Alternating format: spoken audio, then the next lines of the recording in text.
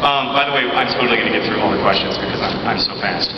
Do you think you will ever write in another genre, fantasy, non-fiction, etc.? Asks Morgan. I keep pushing him.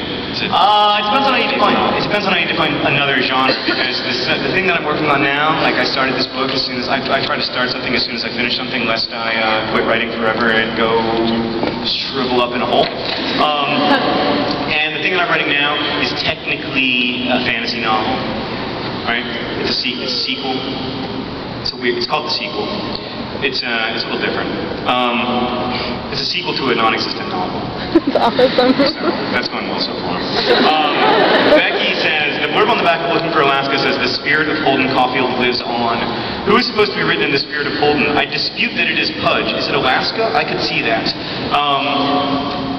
I agree with all of your statements. I didn't write that. Some book critic wrote that, and then they wanted to put it on the back of the book because it references Catcher in the Rye, which makes people think that Looking for Alaska is as good as Catcher in the Rye, which makes people want to buy it. Ostensibly. I think that all it does is set people up for disappointment. They're like 40 pages in, and they're like, no, it doesn't. However, it was nice of that person to say that, and I assume that we'll quote it forever. I don't think that Pudge is very much like Holden at all. I agree. I mean, I think the person who is probably closest to Holden in that book is Alaska, in the same sense of feeling disconnected and feeling other and being kind of unable to Alaska really has a difficult time reconciling herself to the world as it is. There's this great word in German, Weltschmerz. There's just the depression we feel when the world as it is compared to the world as we think it should be. When like the world that ought to be does not match up to the world we notice.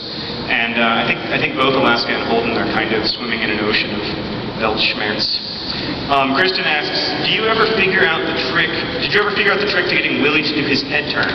Yeah, okay, so for those of you who don't know, I have a dog, a puppy named Willie, or technically his Nerdfighter name is Bubbles the Nerdfighting Puppy, but like his American name is Willie. And Willie does this really cute thing where he turns his head like Night at the Roxbury, but he stopped doing it because he only does it when he hears new sounds, and now that he's 4 months old, there are no new sounds.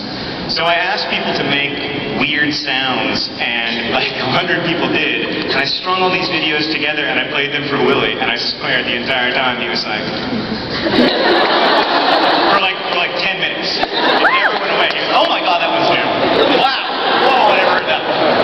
Every time. It was fantastic. So yes, we can make him do the head turn on cue basically with this soundtrack that we built for him. Jessica asks, how would you feel if Paper Towns didn't win a Prince Award after your first 2 books winning one?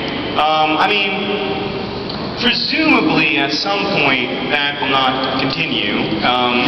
So if it's this time, that's just as well by me. I mean, I think that there are a lot of great books that are published every year, and you almost sort of put it into a hat and pull it out in terms of which are the best 5. So yeah, it won't bother me. I mean, honestly, to be completely honest with you, I would much rather that you like it and that you want to reread it and that you know, keep it for a couple of years instead of just like reading it and then tossing it. Like if my book ends up on your bookshelf, that's a greater compliment to me than ultimately than the awards.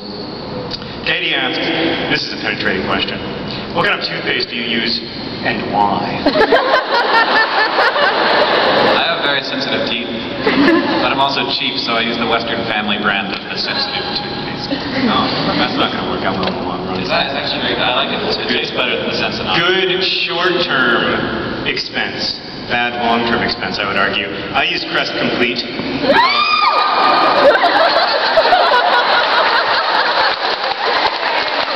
That's right, I said it.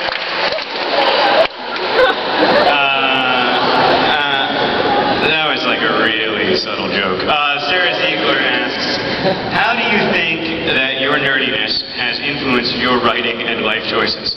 Well, I mean, how has it... Your parents' nerdiness. My parents' nerdiness? That's a great question.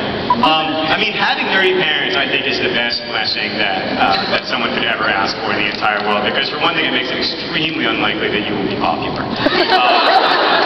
And everyone knows that is a terrible fate, and that is something that almost must be overcome. You know, like if you're popular, you're just at such a disadvantage long term.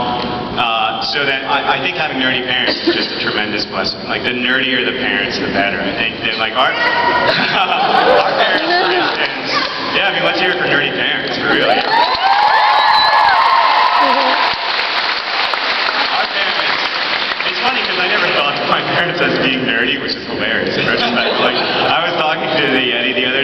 she said, we just listened to Hank's Captain Picard song, and she was like, I didn't get any of those jokes. And I was like, what do you mean you get any of the jokes? She was like, I never saw that show. And I was like, didn't everybody see that show? Every episode of it 30 times? No? Really? You didn't watch The X-Files? I mean, everything my parents liked, I just kind of assumed was normal, so I didn't think it was nerdy. How much time do we have? We have like 2 minutes. We have 4 minutes, Hank. Let's keep answering questions. Let's do 4 more. Angela asks, are you surprised how large the Nerdfighter following has become? Yes. Yes. I mean, yes. Like, yes. Because... Yes. Travis asks, are we going to be in a Brotherhood 2.0 video? Yeah, but it's going to be videotaped illegally. Do it right now, Hank, quick before they tackle you.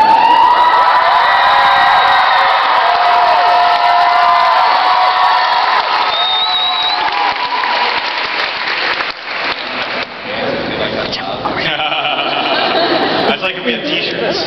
I wish we had t-shirts. By the way, we're doing this thing where, okay, so like Nerdfighters in the last city who gave us stuff, which unfortunately it was Spring Lake, Michigan, kind of a small town, who gave us stuff, we're going to give you that stuff. And then, including potentially this shirt off my back.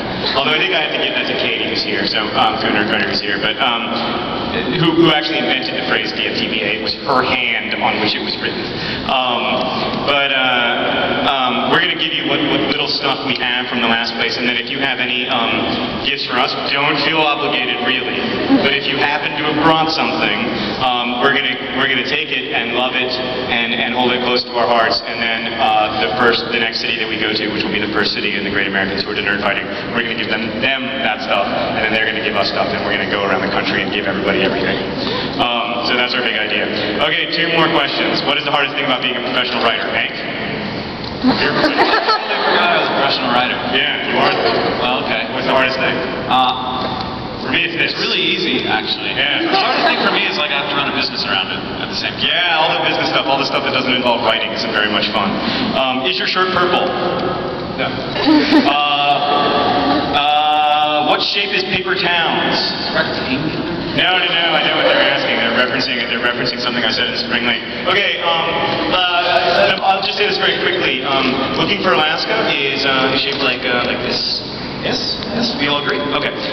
Maybe this is something that only exists in my head, that novel, that narratives have shaped. But Abundance of Catherine's is shaped like that. And then I would say the Paper Towns, like broadly speaking, is shaped depending on your interpretation of the novel, either like this, that's this, or like this. Depends on what you think. That is the shape of the novel. Let me just say, before we leave, first that I thank you again to the Chicago Public Library, and I mean thank you to every last one of you, genuinely, truly, deep down inside, awesome people. And so yeah, at 4 o'clock, if you're interested, there's a Wizard Rock concert in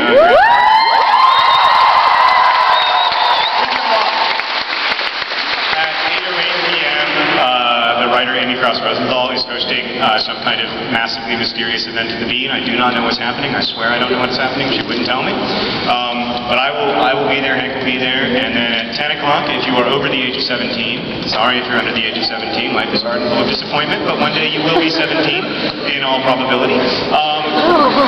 If you are over 17, you can come to Hank's Wizard Rock concert, which is at Reggie's room. That's going to be great. So